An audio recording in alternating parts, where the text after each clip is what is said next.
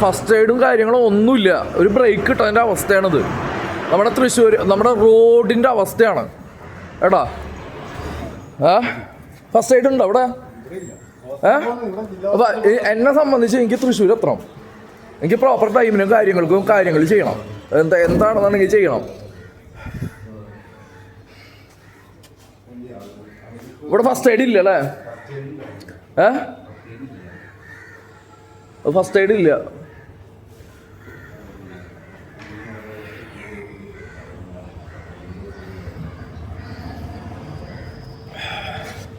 അവിടെ ഇവിടത്തുള്ള റോഡിൻ്റെ അവസ്ഥ ഒരു ബ്രേക്ക് കിട്ടുമ്പോൾ പറ്റലാണ്.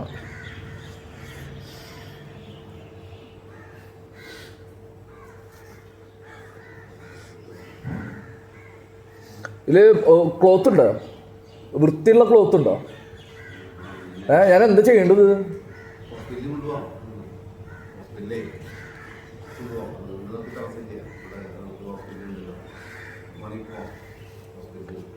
അത് സംബന്ധിച്ച് എനിക്ക് തൃശ്ശൂർ എത്തണം. എനിക്ക് കാര്യങ്ങളുണ്ട്.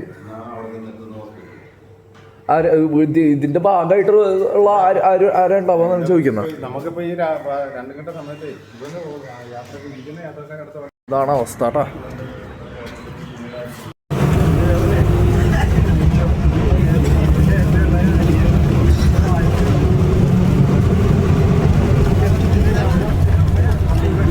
എറണാകുളത്ത് നിന്ന് തൃശ്ശൂർക്ക് ഞാൻ KSRTC ബസ്സിൽ വരുന്ന സമയത്ത് ചാലക്കുടി സുരഭി തിയേറ്ററിൻ്റെ അവിടെ നിന്നുള്ള വളവിൻ്റെ അവിടെ ഈ പറയുന്ന ഡ്രൈവർ കുഴി കണ്ട് ബ്രേക്ക് പിടിച്ചു എന്നാണ് പറഞ്ഞത്. ആ കുഴി കണ്ട് ബ്രേക്ക് പിടിച്ചതിൻ്റെ ഭാഗമായിട്ട് എൻ്റെ മൂക്ക് പൊട്ടി ചോര ഒലിക്കുന്നത് നിങ്ങൾക്ക് ഇപ്പോൾ ഒരു വീഡിയോയിൽ കാണാം.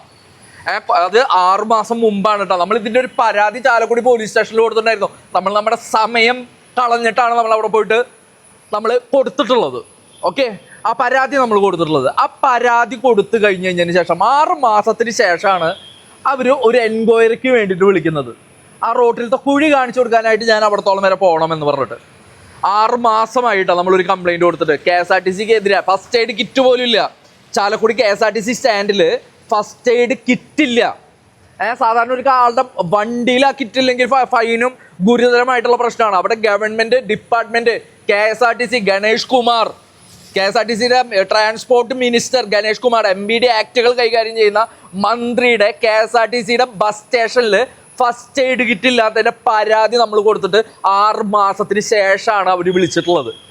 ഞാൻ പറഞ്ഞിട്ടുള്ള ഒരൊറ്റ കാര്യമുള്ളൂ, ഇത്രയും നാൾ ഞാൻ അവരുടെ പിന്നാലെ നടന്നു, ഒരു രീതിയിലുള്ള റെസ്പോൺസും ഇല്ല. ഇനി നമുക്ക് അവസാന പ്രതീക്ഷ ഗുണ്ടകൾ അല്ല, കോടതിയാണ്. അപ്പോൾ ആ കോടതിയുടെ വഴിക്ക് നമ്മൾ തിരിയാന്നുള്ളത് അതിൻ്റെ വോയിസ് റെക്കോർഡാണ് നിങ്ങളിപ്പോൾ കേൾക്കുന്നത്. ഒന്ന് കേട്ടോളൂ കേട്ടോ. സർവീസ് ഇല്ലാന്ന് പറഞ്ഞു. വിഷ്ണു അല്ലേ? എനിക്ക് എന്താ കാര്യം വെച്ചിട്ടുണ്ടെങ്കിൽ ഞാൻ ഈ കേസ് വന്നിട്ട് 2-ാം മാസമാണ് തോന്നുന്നത്. നിങ്ങൾ എന്തെങ്കിലും നടപടി എടുത്തിട്ടുണ്ടോ? എനിക്ക് അവിടെ വന്നിട്ട് സമയം കളയാൻ താല്പര്യമില്ല, അതുകൊണ്ട് ചോദിക്കുന്ന. നടപടി എടുത്തിട്ടുണ്ട് ചോദിച്ചു കഴിഞ്ഞാൽ നമുക്കിത് ഒരു ഫയൽ റിപ്പോർട്ട് ആയി കഴിഞ്ഞാലേ ഇവിടെ നിലവിൽ ജനറൽ ട്രാൻസ്ഫറും കാര്യങ്ങളൊക്കെ നടന്നുകൊണ്ട് നമുക്കിപ്പോ ഒരു പോലീസുകാരുടെ ഫയൽ പോയി കഴിഞ്ഞാൽ അപ്പോഴേക്കും ആള് ട്രാൻസ്ഫർ ആയി കഴിഞ്ഞാൽ അങ്ങനെ പെൻഡിങ്ങിൽ കിടക്കാം. ഇപ്പൊ നിലവിൽ നിത്യ എന്ന് പറഞ്ഞ മേഡത്തിന് ഫയൽ കൊടുത്തിരിക്കണേ. ആ മാഡം 3 മാസത്തോളം മെഡിക്കൽ ലീവ് വരുന്നു വയ്യാതെ. അപ്പൊ ആള് വന്ന ശേഷം അന്ന് ഞാൻ കേസ് വന്നിട്ട് നിങ്ങൾ ഈ പറയുന്ന വളഞ്ഞ റോഡ് ശ്രദ്ധിച്ചിട്ടില്ല? ഞാന് അന്ന് KSRTCനെ ബേസ് ചെയ്തിട്ട് ഞാൻ ഈ കംപ്ലൈന്റ് തന്നിട്ടേ ഈ വളവിന്റെ അവിടെ നിങ്ങൾ നോക്കിയിട്ടില്ല. ഇപ്പൊ 2-ാമത്തെ മാസം ഞാൻ തന്നതാണ്. അതേപോലെ തന്നെ ഫസ്റ്റ് എയ്ഡ് സർവീസ് ഇല്ലാന്ന് പറഞ്ഞു. അതിന് നിങ്ങളൊന്നും ചെയ്തിട്ടില്ല, ഒരു നടപടിയും എടുക്കാതെ. ഇത്രയും മാസം കഴിഞ്ഞിട്ട് നിങ്ങൾ വിളിക്കുമ്പോ നിങ്ങൾ ഏത് രീതിയിലാണ് ഞാൻ വിശ്വസിക്കേണ്ടത്? ഇത്രയും മാസത്തില് പക്ഷെ പറയണത് നിങ്ങൾ ചോദിച്ചതും നിങ്ങൾ അത് ചോദിക്കാനുള്ളതുണ്ട്. നിങ്ങൾ കേസ് കൊടുത്ത് നിങ്ങൾക്ക് അതിനുള്ള നടപടി കിട്ടിയില്ല എന്ന് പറഞ്ഞ് നിങ്ങൾ ചോദിക്കണൊക്കെ സംഭവിച്ചു. പക്ഷെ ഞങ്ങൾക്ക് ഇനിയിപ്പോ ആ കൃത്യസ്ഥലം നമുക്ക് ഇത് കേസിന്റെ കൂടെ തന്നെ കൃത്യസ്ഥലം മാസ്റ്റർ എന്നുള്ളത് കൊടുത്തേക്കേണ്ട പേപ്പറാണ്. അങ്ങോട്ട് വരണമെന്നുണ്ടെങ്കിൽ എനിക്ക് 100 രൂപ ചെലവാ.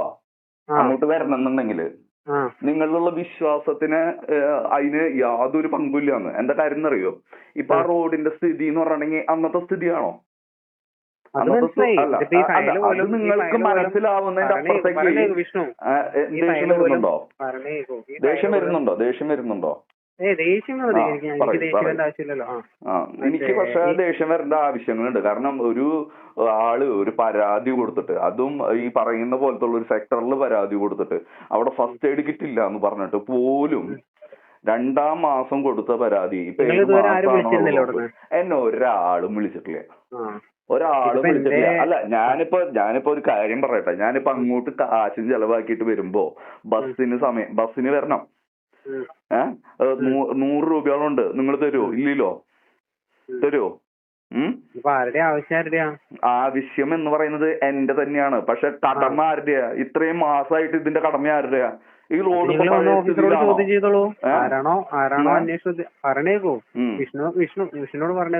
അവിടെ വന്ന് ചോദ്യം ചെയ്തിട്ടേ എനിക്ക് സത്യം പറയാലോ, നിങ്ങളുടെ ഈ ഡിപ്പാർട്ട്മെന്റ് എന്ന് പറയുന്നത് ഒട്ടും ജെന്യുവൻ അല്ല. കാരണം എന്ന് പറഞ്ഞാൽ ധരിച്ചു വെക്കുന്നല്ലോ എന്തെങ്കിലും നടപടി. ഇത്രയും മാസമായിട്ട് ഈ വളവ് ചെക്ക് ചെയ്യുന്നത് ഇപ്പൊ 6 മാസത്തിന് ശേഷം ആ റൂട്ടിൽ എന്തൊക്കെ മാറ്റങ്ങൾ വന്നിട്ടുണ്ട്? എന്തൊക്കെ മാറ്റങ്ങൾ വന്നിട്ടുണ്ട്? താങ്കളുടെ പേരെന്താ? സജിത്ത്. ഞാൻ കൺസ്യൂമർ കോർട്ടിന്റെ പ്രൊട്ടക്ഷൻ ഫോഴ്സിന്റെ ഭാഗമായിട്ട് വിങ്ങിന്റെ ഭാഗമായിട്ട് പ്രവർത്തിക്കുന്ന ഒരാളാ. മനസ്സിലാവുന്നുണ്ടോ? എനിക്ക് ഇതിന്റെ നടപടികൾ എന്ന് പറഞ്ഞിട്ടുണ്ടെങ്കിൽ ഇനി എനിക്ക് വിശ്വാസം എന്ന് പറയുന്ന ഒരു സംഭവം എന്ന് പറയുന്നത് ഒരു രീതിയിൽ പറയുകയാണെങ്കിൽ അവിടെ ഫസ്റ്റ് എയ്ഡ് കിട്ടില്ല എന്ന് പറഞ്ഞിട്ട് പോലും അതിന്റെ നടപടി പോലും എടുത്തിട്ടില്ല. പോലീസ് ഇത്രയും നാളായിട്ട് ഇതിപ്പോ സാധാരണക്കാരൻ തട്ടുകട നടത്തുമ്പോഴാണെങ്കിൽ നിങ്ങൾ അവനെ ഇടിച്ചിട്ടുണ്ടാവുമല്ലോ. അല്ല, നിങ്ങൾക്ക് ഇങ്ങനെയുള്ള കാര്യങ്ങളിലൊന്നും ഒരു ആക്ഷൻ എടുക്കാൻ പറ്റില്ല. എന്തിനെങ്ങനെ പറ്റിക്കുന്നത്? ജനങ്ങളുടെ സമയം എന്തിനാ കളയുന്നത്? അതാ ഞാൻ അങ്ങോട്ട് പറഞ്ഞു തരുന്നേ. അതാ ഞങ്ങള് സാധാരണ പോലീസുകാർ തന്നെയാ. ഓഫീസർമാരോട് ചോദിക്കുക, അവർക്ക് ഇൻചാർജ്, അവരോട് വന്ന് ചോദിച്ചോളൂ. ചോദിച്ച് സമയം കളയാൻ എനിക്ക് താല്പര്യമില്ല. മനസ്സിലായില്ലേ? നിങ്ങളിലുള്ള വിശ്വാസം നഷ്ടപ്പെട്ടു. കേരള പോലീസിലുള്ള വിശ്വാസം നഷ്ടപ്പെട്ടു. നിങ്ങളൊന്നും ഡിപ്പെൻഡ്. ഇതിനേക്കാൾ നല്ല ഗുണ്ടകളെ അപ്രോച്ച് ചെയ്യുന്നതാ. നല്ല നല്ല ഗുണ്ടകളുണ്ടല്ലോ, അവർ അപ്രോച്ച് ചെയ്യുന്നതാ. തർക്കിക്കാനല്ലാന്ന് എനിക്ക് തർക്കിക്കേണ്ട ആവശ്യകത ഉണ്ടാക്കിയത് നിങ്ങളാ. നിങ്ങളുടെ ജെന്യുവിനിറ്റി ഇല്ലായ്മയാണ്, നിങ്ങളുടെ പ്രതിബദ്ധത ഇല്ലായ്മയാണ്. മനസ്സിലാവുന്നുണ്ടോ? അതിന് ഞാനല്ല ഇയാള് പറയണ മൊത്തം കേൾക്കണേ ഞാനല്ല. അതിന്റെ അന്വേഷണ ഉദ്യോഗസ്ഥനോട് പറയും. എന്നോട് പറഞ്ഞ അന്വേഷണ ഉദ്യോഗസ്ഥനോട് വിളിക്കാൻ പറയൂ. എനിക്ക് അയാളെ വിളിക്കേണ്ട ആവശ്യമില്ല. അന്വേഷണ ഉദ്യോഗസ്ഥനോട് ഇങ്ങോട്ടൊന്ന് വിളിക്കാൻ പറയും. എനിക്ക് അങ്ങോട്ട് വെറുതെ സമയവും കളഞ്ഞിട്ട് കാശും കളഞ്ഞിട്ട് വരാൻ വലിയ താല്പര്യമില്ല. ഇപ്പോ നിങ്ങൾ കണ്ടില്ലേ, ഇപ്പൊ ഓഡിയോ കേട്ടല്ലോ. ഒറ്റ കാര്യമുള്ളൂ, പോലീസിലുള്ള വിശ്വാസം പൂർണ്ണമായിട്ട് നശിപ്പിച്ച് കളയുന്നത് ഇതുപോലത്തെയുള്ള ചാലക്കുടി പോലീസ് സ്റ്റേഷൻ പോലെയുള്ള സ്റ്റേഷനുകളാണ്. എനിക്ക് ഇതേപോലെ തന്നെ ഈസ്റ്റ് പോലീസ് സ്റ്റേഷനിലുള്ള വിശ്വാസം നഷ്ടപ്പെട്ടു. ചാലക്കുടി പോലീസ് സ്റ്റേഷനിൽ ഇനി ഏതൊക്കെ പോലീസ് സ്റ്റേഷനിൽ കയറി കഴിഞ്ഞാലും അവർ വിശ്വാസം നഷ്ടപ്പെടുത്തുക എന്നുള്ളത് മാത്രമാണ് അവരുടെ പരിപാടി എന്നുള്ളതുകൊണ്ട് എനിക്ക് എന്തായാലും ഗുണ്ടകളെ സമീപിക്കാൻ താല്പര്യമില്ല. അതുകൊണ്ട് കോടതിയെ ഇനി സമീപിക്കുന്നു. അവിടുന്ന് നീതി കിട്ടുമെന്ന പ്രതീക്ഷയോടുകൂടി തുടരുമെന്ന് ഓർമ്മിപ്പിച്ചുകൊണ്ട് ബൈ. കണ്ടില്ലേ, ഇപ്പോൾ ഓഡിയോ കേട്ടല്ലോ. ഒറ്റ കാര്യമുള്ളൂ, പോലീസിലുള്ള വിശ്വാസം പൂർണ്ണമായിട്ട് നശിപ്പിച്ച് കളയുന്നത് ഇതുപോലത്തെയുള്ള ചാലക്കുടി പോലീസ് സ്റ്റേഷൻ പോലെയുള്ള സ്റ്റേഷനുകളാണ്. എനിക്ക് ഇതേപോലെ തന്നെ ഈസ്റ്റ് പോലീസ് സ്റ്റേഷനിലുള്ള വിശ്വാസം നഷ്ടപ്പെട്ടു. ചാലക്കുടി പോലീസ് സ്റ്റേഷനിൽ ഇനി ഏതൊക്കെ പോലീസ് സ്റ്റേഷനിൽ കയറി കഴിഞ്ഞാലും അവർ വിശ്വാസം നഷ്ടപ്പെടുത്തുക എന്നുള്ളത് മാത്രമാണ് അവരുടെ പരിപാടി എന്നുള്ളതുകൊണ്ട് എനിക്ക് എന്തായാലും ഗുണ്ടകളെ സമീപിക്കാൻ താല്പര്യമില്ല. അതുകൊണ്ട് കോടതിയെ ഇനി സമീപിക്കുന്നു. അവിടുന്ന് നീതി കിട്ടുമെന്ന പ്രതീക്ഷയോടുകൂടി തുടരുമെന്ന് ഓർമ്മിപ്പിച്ചുകൊണ്ട് ബൈ.